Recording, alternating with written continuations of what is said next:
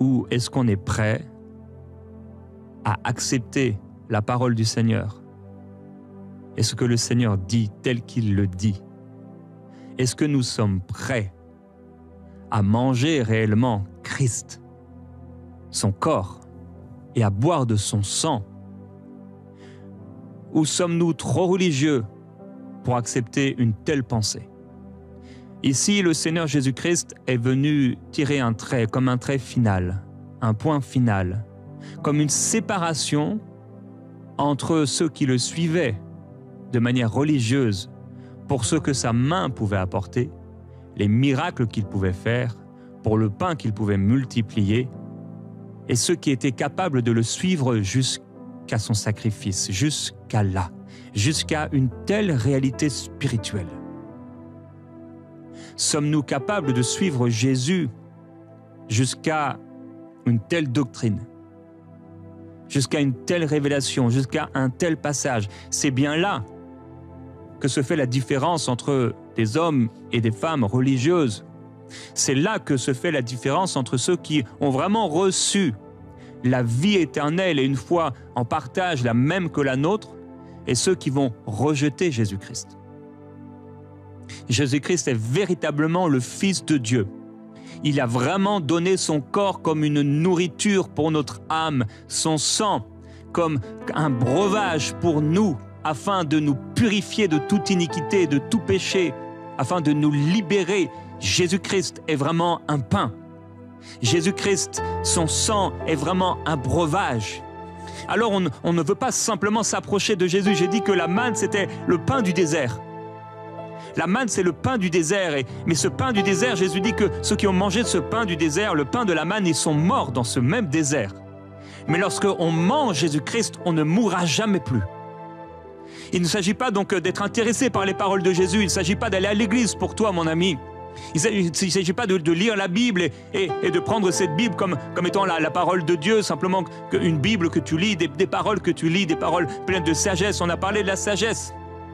Il ne s'agit pas de prendre des principes, des proverbes. Quelqu'un m'écoute et tu prends des principes, des proverbes, des principes de la Bible pour les appliquer à ta vie. Et ici et là, tu priotes, tu pries. Ici et là, tu parles à Dieu ici et là, mais tu n'as jamais vraiment reçu Jésus-Christ dans ton cœur au point de manger sa chair et de boire de son sang, parce que pour toi, c'est impossible, c'est inconcevable.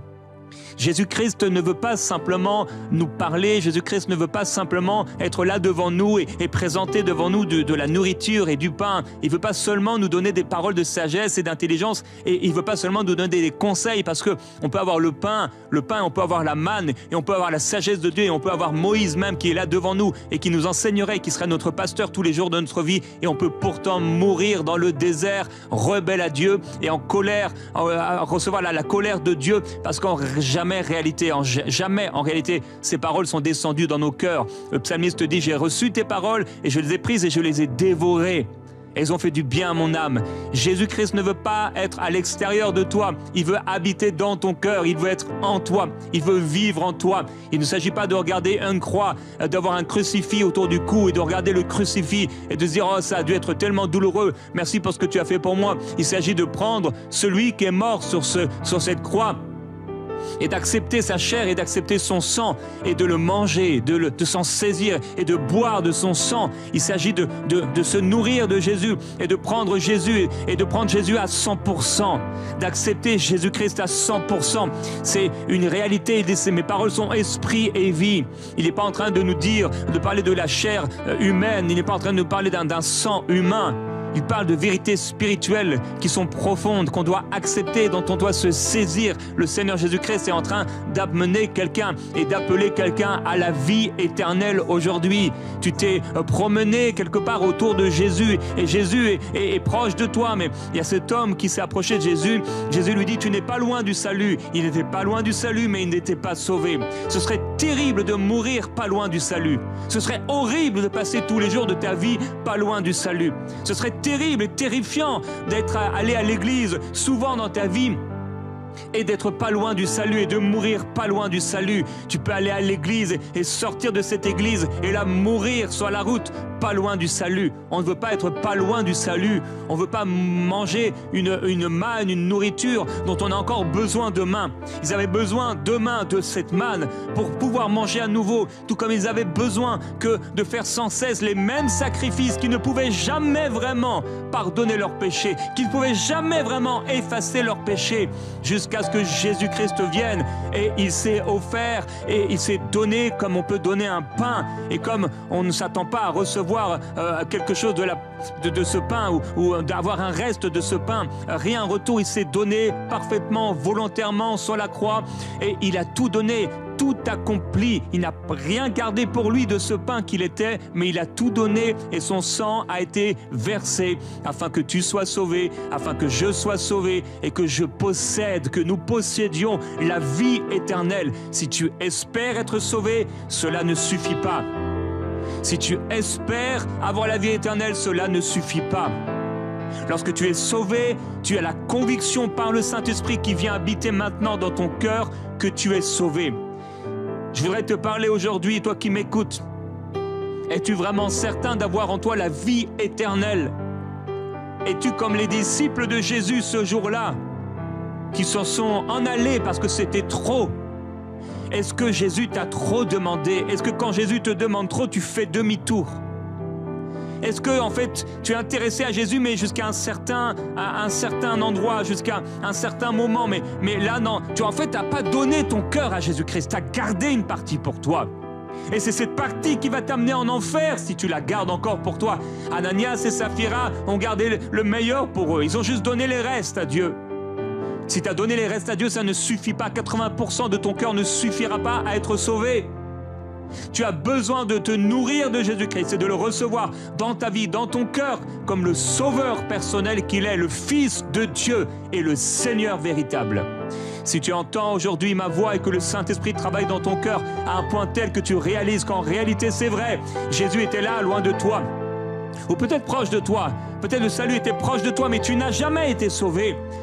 Peut-être que tu as joué avec le Seigneur et avec sa parole et voilà, tu as mis ta propre mesure dans ta foi et dans ta marche avec Jésus.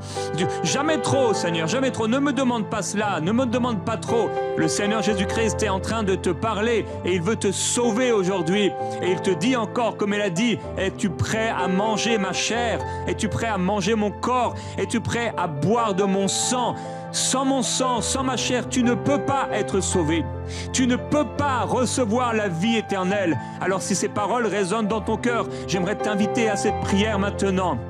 Adresse-toi à Jésus-Christ et dis-lui, Seigneur Jésus, je te demande pardon pour mes péchés.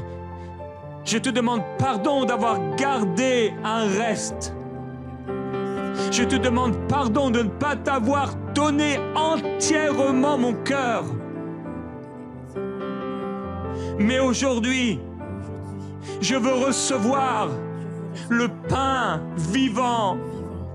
Jésus-Christ, je veux maintenant manger ta chair et boire ton sang pour posséder la vie éternelle. Je viens à toi, Seigneur Jésus-Christ, car toi seul peux me sauver. Tu es la vie éternelle. Non seulement tu as la vie éternelle, mais tu es ma vie. Je te donne ma vie pour prendre ta vie. Je te donne mes péchés pour prendre ta sainteté. Dis-lui, sauve-moi entièrement. Sauve-moi entièrement. Lave-moi entièrement de mes péchés. Lave-moi entièrement de mes péchés. Entre dans mon cœur. Entre dans mon cœur. Jésus-Christ, Jésus-Christ, je crois que tu es le Fils de Dieu. Je crois que tu es le Fils de Dieu. Et je t'offre mon cœur. Et je t'offre mon cœur. Je te donne ma vie. Je te donne ma vie. Et je te reçois. Et je te reçois. Comme mon Sauveur. Comme mon Sauveur. Et mon Seigneur. Et mon Seigneur. Viens diriger ma vie. Viens diriger ma vie. Quelles que soient les paroles. Quelles que soient les paroles. Que tu me diras. Que tu me diras. Je les accepterai. Je les accepterai. Amen.